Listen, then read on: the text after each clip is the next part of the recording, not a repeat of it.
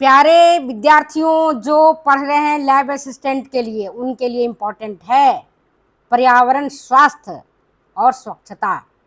इसी से संबंधित आज मैं प्रश्न लेकर के आई हूं आपके बीच में। पर्यावरण कहते किसको है आप जानते हो? पर्यावरण और स्वास्थ्य किसको कहते हैं आपको भी पता है। कब हम बीमार पड़ जाते हैं ये भी हमको पता होता है, लेकिन जब कॉम्पिटिटिव पॉइंट ऑफ व्यू से पढ़ते हैं तो हमें एक एक चीज़ को बहुत माइन्यूटली पढ़ना पड़ता है।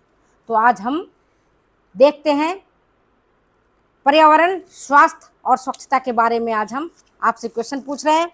पहला प्रश्न है, विश्व स्वास्थ्य संगठन की परिभाषा के अनुसार स्वास्थ्य के मुख्य कंपोनेंट कौन कौन से हैं?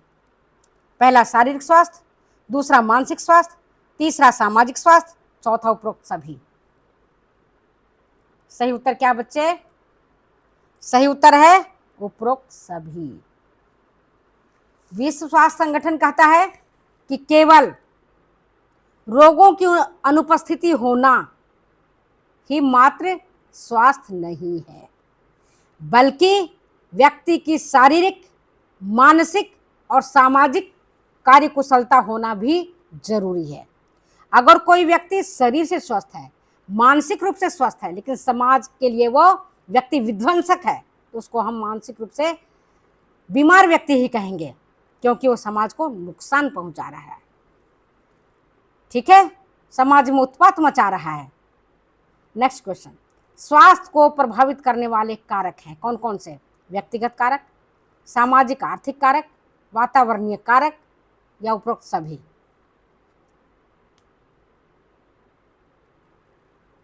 स्वास्थ्य को प्रभावित करने वाले कौन कौन से कारक है? पहला व्यक्तिगत कारक, दूसरा सामाजिक आर्थिक स्थिति, तीसरा वातावरणीय कारक और चौथा उपरोक्त सभी। सही उत्तर है उपरोक्त सभी। स्वास्थ्य को प्रभावित करने वाले कारक हैं। इसके अलावे रहन सहन का स्तर और स्वास्थ्य सेवाएं भी स्वास्थ्य को प्रभावित करते हैं। नेक्स्ट क्वेश्चन बहुत इजी, 5वीं क्लास का क्वेश्चन है, लेकिन आपको आ सकता है एग्जाम में, है ना। पर्यावरण 2 शब्दों से मिलकर बना है, और ये शब्द क्या है? पर प्लस वरण, परि प्लस वरण, परि प्लस आवरण या पर प्लस आवरण? पर्यावरण को संधि विच्छेद करेंगे तो क्या मिलेगा? जिन बच्चों में थोड़ा पढ़ा होगा उनको पता होगा, परि प्लस आवरण कहलाता है पर्यावरण। परि का अर्थ होता है चारों ओर, आवरण का मतलब होता है घेरा। तो हम जहाँ रहते हैं, जिस स्थान पर रहते हैं, जहाँ हम कार्य करते हैं, वह हमारा पर्यावरण कहलाता है। वो सब हमारे पर्यावरण के अंतर्गत आते हैं। तो उसको स्वस्थ रखना, उसको स्वच्छ रखना हमारी जिम्मेदारी होती है। नेक्स्ट क्वेश्चन, वर्तमान में पर्यावरण स्वच्छता का नाम बदलकर क्या रखा गया है? वर्तमान में पर्यावरण स्वच्छता का नाम बदल करके क्या रखा गया है? पर्यावरण स्वास्थ्य पहला ऑप्शन, दूसरा सुस्वास्थ्य, तीसरा विधायक स्वास्थ्य, चौथा इनमें से कोई नहीं। सही उत्तर क्या है बच्चे? बोलो, what is the correct answer? Correct answer है, जिसको पहले हम पर्यावरण स्वच्छता कहते थे, वर्तमान में इसका नाम बदल करके पर्यावरण स्वास्थ्य रखा गया है। क्योंकि पर्यावरण स्वच्छता जब हम रखते हैं तो हम बीमारियों से बचे रहते हैं, रोगों से हम बचे रहते हैं, रोग हम पर आक्रमण नहीं करते हैं। तो पर्यावरण स्वच्छता का नाम बदल करके अब रखा गया है पर्यावरण स्वास्थ्य। नेक्स्ट क्वेश्चन आपके बीच, वे जीवाणु जो मरे हुए जीव एवं पेड़ पौधों से अपना भोजन बनाते हैं उन्हें हम क्या कहते हैं? वे जीवाणु जो मरे हुए जीव एवं पेड़ पौधों से अपना भोजन बनाते हैं वे क्या कहलाते हैं? स्वपोषी, दूसरा परपोषी, तीसरा मृतोपजीवी, चौथा उपरोक्त सभी। सही उत्तर क्या है? सही उत्तर है मृतोपजीवी। कैसे कैसे याद रखोगे? मरे हुए जीव जंतु से अपना भोजन बनाते हैं। देखते हो, जैसे कि लाश है, कुत्ते के लाश है, इंसान का लाश है, जानवर का लाश है, उस पर कई सारे बैक्टीरिया पनप जाते हैं और उन्हीं को खा खा करके अपना पेट भरते हैं। तो उसको हम कहते हैं मृतोपजीवी। जो मरे हुए जानवर, कीट पतंगे, है ना, पेड़ पौधे, उनसे जो अपना भोजन बनाते हैं, उनको हम कहते हैं मृतोपजीवी। उसी से उनका जीवन यापन होता है। नेक्स्ट क्वेश्चन आपके बीच में, सबसे शुद्ध जल होता है, सबसे शुद्ध जल किसका होता है? पहला कुआं वाला, दूसरा झरना वाला, तीसरा वर्षा का और चौथा ट्यूबवेल का। सबसे शुद्ध जल किसका है? आपने पढ़ा होगा तो बताइए। सबसे शुद्ध जल किसका होता है बच्चे? कुआं का, झरना का, वर्षा का या ट्यूबवेल का? बोलिए। वर्षा का जल डिस्टिल्ड वाटर होता है। वर्षा का जल इनमें से सर्वाधिक शुद्ध होता है।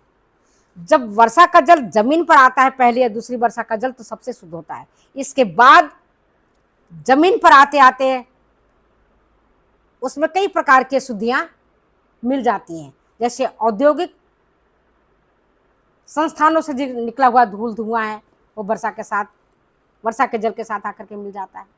जमीन पर गिरते ही वर्षा का जल अशुद्ध हो जाता है ज़्यादा, क्योंकि मिट्टी है, कीचड़ है, कंकड़ पत्थर हैं, मल मूत्र है, वो सारे के सारे वर्षा के जल में आके मिल जाते हैं। लेकिन अगर आप साफ स्वच्छ पहली दूसरी वर्षा खत्म हो जाए, उसके बाद अगर आप पानी वर्षा का जल को संग्रहित करके रखते हो, तो बेस्ट वाटर है वो पीने के हिसाब से। और बताऊं, जहाँ मैं राजस्थान में रहती हूँ, तो नागौर में या ऐसे सूखे इलाकों में हर घरों में पानी की टंकी, 1 टैंकर 2 टैंकर जितना पानी वो टैंक बना के रखते हैं और वर्षा का जल को संग्रहित करके रखते हैं, और उसी जल से वो पीते हैं, उसी जल का वो सेवन करते हैं। शुद्ध जल होता है और स्वाद भी बड़ा मीठा होता है, बहुत ही अच्छा होता है वर्षा का जल। नेक्स्ट क्वेश्चन आपके बीच में, स्वपोषी होते हैं। स्वपोषी होते हैं कौन से? मानव या पशु पक्षी या पेड़ पौधे या उपरोक्त सभी? स्वपोषी कौन है? मानव, पशु पक्षी, पेड़ पौधे या उपरोक्त सभी? सही उत्तर क्या है? पेड़ पौधे। स्वपोषी मतलब जो अपना भोजन खुद बनाता है। जानवरों को हमें देना पड़ता है भोजन, गाय को, भैंस को, बकरियों को, छिपकलियों को, ये सब खाते हैं लेकर के, दूसरे पर आश्रित। हम अनाज खाते हैं, दाल खाते हैं, हम अपना भोजन खुद नहीं बनाते। एक ही पेड़ पौधा है जो अपना भोजन स्वतः बनाता है।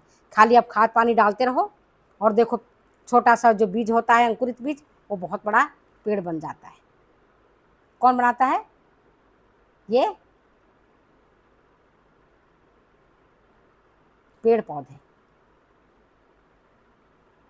प्रकाश संश्लेषण की क्रिया के द्वारा अपना भोजन बनाते हैं और उन्हें अपने फल के रूप में, अपने फूल के रूप में, अपनी सब्जियों के रूप में, अपनी जड़ के रूप में संग्रह करके रखते हैं और मानव कल्याण के लिए काम करते हैं। नेक्स्ट क्वेश्चन, निम्न में से कौन सा जल भूपृष्ठीय जल नहीं है? निम्न में से कौन सा जल भूपृष्ठीय जल नहीं है? पहला कुआं, दूसरा नदी, तीसरा नहर, चौथा जलाशय। भूपृष्ठीय जल मतलब जो भूतल पर मिलता है, जमीन पर मिलता है, तो कौन है इसमें? कुआं, नदी, नहर या जलाशय? बोलो।